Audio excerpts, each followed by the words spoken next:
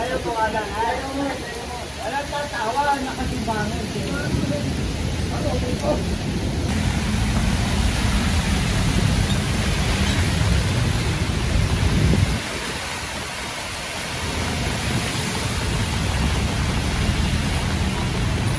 So ayan po yung sitwasyon dito sa Roas Boulevard. Ayan po, medyo baba na rito sa kalsada. Taas-taas na rin konti. Ingat tayo sa mga baha, mga motorista. Nakataas na ng tubig dito. So ito yung mga video natin. Hinahakot pa rin yung mga basura para tuloy-tuloy lang, no? Trabaho nila dito. Yung mandaragat na mga yun, nagtrabaho din. Tuloy-tuloy lang din yung trabaho nila. Yung mga video natin.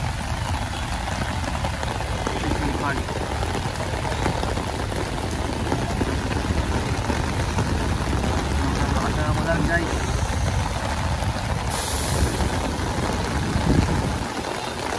problema lang dito yung wala tayong silungan dito. Pag umuulan na ganito kalakas, mahirap. Kaya yung mga mandaragat natin, kanya-kanya sila nagpag san-san sila bumigilid na lang dahil nga walang walang silungan. Maliit na silungan lang doon, hirap na hirap yung ating mandaragat. Yung ating mga gawa, ganun talaga ang buhay, sakripisyo pag umuulan. Pag wala namang ulan, kayain naman sa mga mainit na lugar.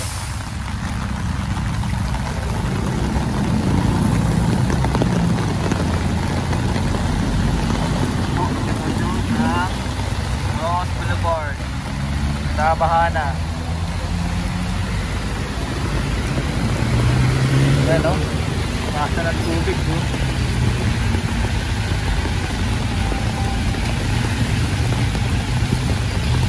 Ingat kayo, ingat.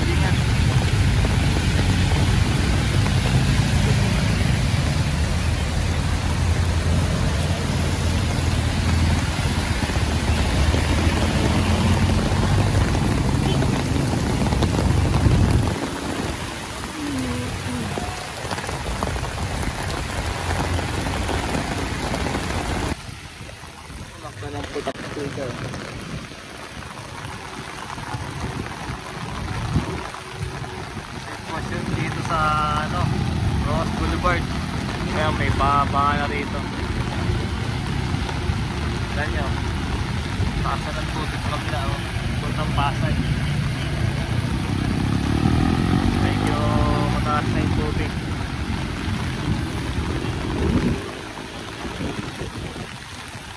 Parang hangin.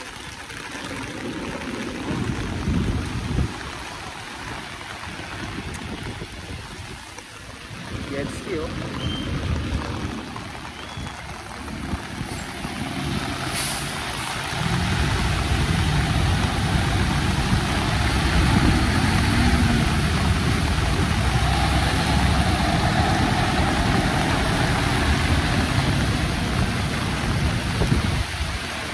malinis ang kapaligiran.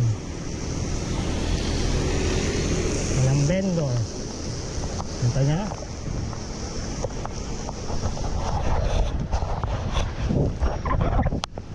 Makapasa yung camera, malabo. Kaya pinunasan po natin ang kamay at saka damit. Yun po, ayun na po na, nag-inspection po si Yorme doon po sa kaabahan po ng tap para masolusyonan yung pagbaha po doon. Kaya agad pong pinatawag yung mga District 5 ng DPS para yung mga puno sa Kalaw Extension, madampot po yung mga ano doon, mga basura.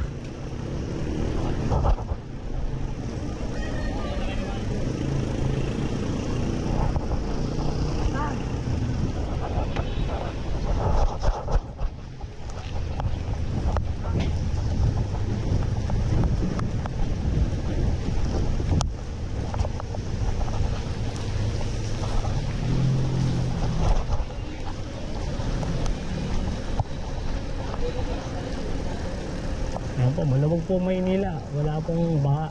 Mangbaha lang po sa may UM. Yung konting baha lang naman, hindi naman totally bahang baha talaga. Saktong baha lang. Kaya nagpatawag kagad si Yorme na engineering para sipsipin kagad yung barado doon. Yun naman, nandiyan ang ating Yorme. 24 oras, hindi natutulog. Umaga, tanghali, daling araw, gabi, nagtatrabaho ang ating gobyerno.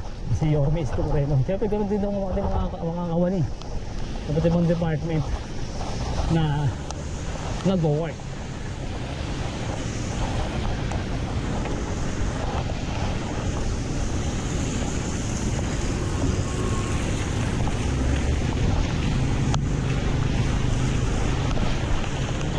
Kaya maluwag, no?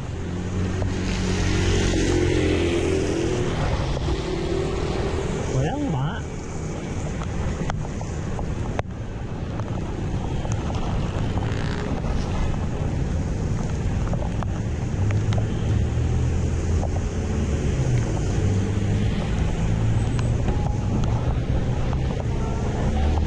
Ito naman sa may Kalaw, kita nyo wala namang baha dito, maluwag. At saka sa Maria Rosa, maluwag din. Walang baha dito, diba? Kaya malaya kayong makapag-bike, yung mga nagmumotor, huwag kayong kabahan dahil wala namang baha dito sa Maria Rosa.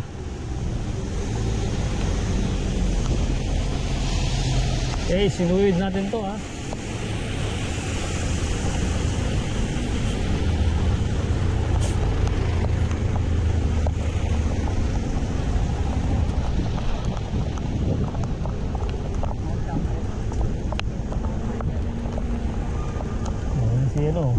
Lapu-lapu.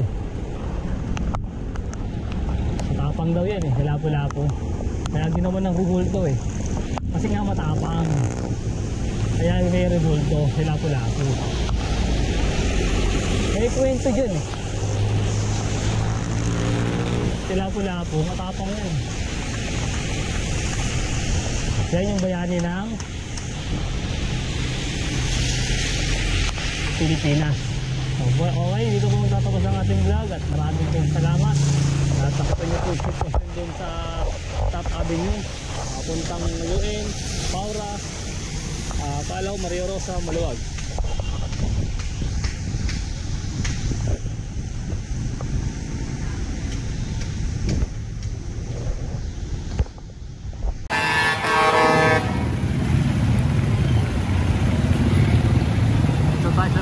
Ayan, paan dito sa Dilpan, motor,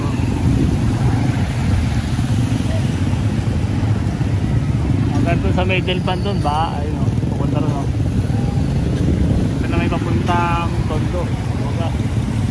Ayun dito sa Tondo, ayun na sa may magpas na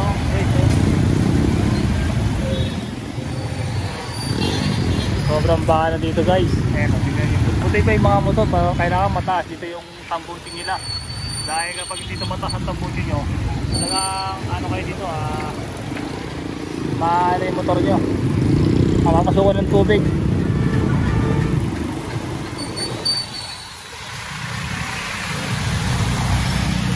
Imposible dito kayo sa Angel Pad. Ewan ko lang sa may parola kung ano pa yan, babaha na rin sa may road 10, ganoon din papunta rin sa may tulay, baha na. Electric kawawa dito pag nagbaha.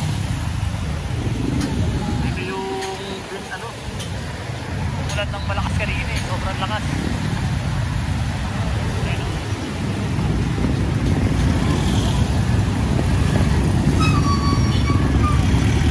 Maraming ulan yan, oh. Lalo sa may Ross Boulevard, ang lakas ng hangin, napaka hindi.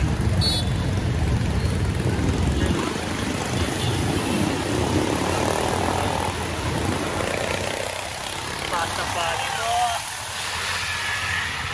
Ayan. Hindi na lamang, dito na si Yorme, hindi na nabutan yung pinakamaraming basura kasi inaalos na yung mga basura dito. O dito sa middle pa naman pataas, wala na yung court dito, tinanggal na. Clearing na po ng ating ano yan, clearing team, General Sukat na magaling, na magiting na si General Sukat ng HT1, District 1 Engineering.